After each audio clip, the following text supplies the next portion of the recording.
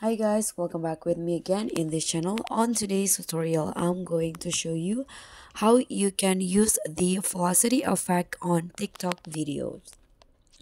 So if you want to upload a TikTok video and use the velocity effects, this is how you can do it. First, you can just click on the plus icon, then select the videos that you want to upload. Okay, I'm going to select this, for example. Now click on next, and then here click on edit,